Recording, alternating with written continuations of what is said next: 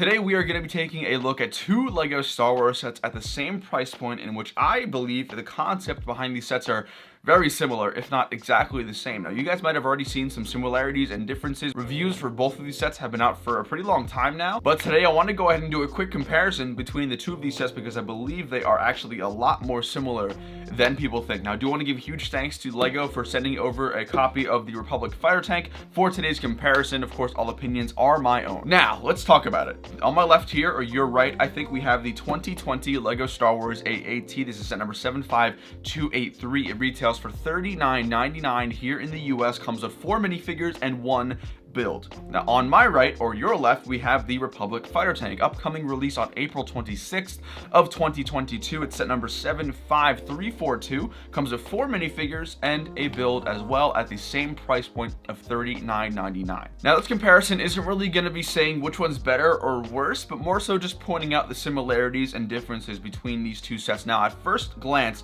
these sets are exactly the same in terms of size, in terms of box length and stuff like that. The boxes are exactly the same. Now, in terms of pieces, they're actually very similar. The Fighter Tank comes with 262 and the AAT comes with 86, I believe. So again, very, very close, very similar, if not exactly the same. So for the first similarity I want to talk about with you guys is just the concept of the set, the idea of the set, all that kind of stuff, and what went behind it. So essentially what we're seeing is LEGO taking two different vehicle models, the Fighter Tank and the AAT, and sort of consolidating, if that's probably the nicer word I could use for it, and otherwise sort of making a little bit of a dummied down model of the previous version. I believe back in 2017 we got a Republic Fighter Tank and an AAT. I forget what year it was. There are previous models for both of these vehicles from years past, and in my opinion those are just better. The size, the detail, just the overall aspect and aesthetic of it is just better, and I think LEGO definitely took the easier route when it came to designing these vehicles for these particular sets, because these vehicles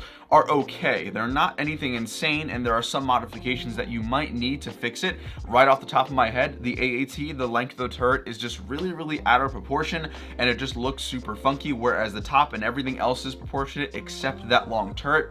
With the Fighter Tank, there's this really weird gap in the very front of it with the cockpit piece. There's no way to just get rid of that, which just bothers me a little bit. So these are the things that I'm talking about, where it's very small imperfections that aren't too big of a deal, but they are prevalent in both of these sets. So I feel like in terms of the vehicles from both of these guys, in terms of their predecessors, they are a step down. Now, both of these sets, however, do actually make LEGO Star Wars history. The AAT was the first set to include the 332nd Legion of clone troopers that we saw in the Siege of Mandalore arc from the last season of Clone Wars, and the Republic Fighter Tank also makes history in LEGO Star Wars, being the first set to include the brand new 187th Trooper, or the Purple Troopers, as you guys see here. So both of these sets are iconic in the sense that they are creating history, introducing for the first time a brand new clone legion. Now, not only do both of these sets introduce a brand new clone legion, but out of the time when these sets released, they also introduce a brand new Jedi. We got an Ahsoka minifigure for the first time in a couple of years from the AAT. Now, this Ahsoka minifigure is also available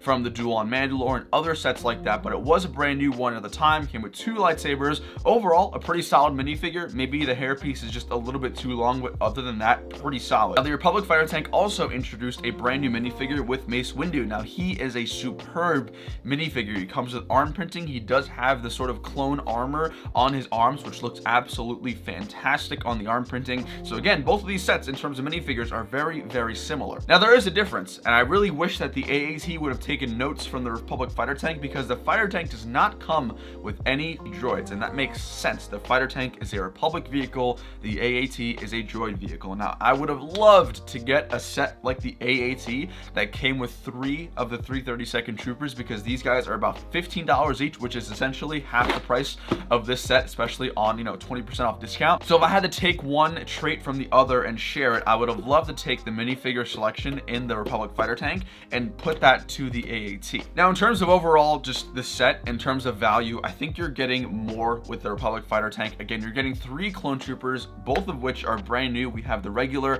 B2 grunt styled, and then we also have the airborne in the 187th Legion, which is always exciting, and of course you get the Mace Windu minifigure. It's a super fun set, and again, you can actually play with it. It's a fairly decent scale. It's definitely more so play scale, not necessarily maybe display, but again, you are orienting a lot of it towards the display, but it has cool play features just like the AAT. Both have missile launchers, both have the top turrets. You also both have functioning cockpit pieces where you can also get on the top and inside each of the vehicles as well. So I think there's a lot of comparisons. So I think there's a lot of similarities with this, and I think the fact that we're getting basically an AAT blueprint the same as the fighter tank, does that mean we could get more of these? And if so, what would you guys want to see? If in 2 years from now, LEGO's going to release a $40 set with one vehicle, a brand new Jedi, and a brand new clone trooper, what would you like to see ideally in that set? The $40 price point is definitely unique. It's not something we see all the time, but let me know down below in the comments, what would your ideal $39.99 set be,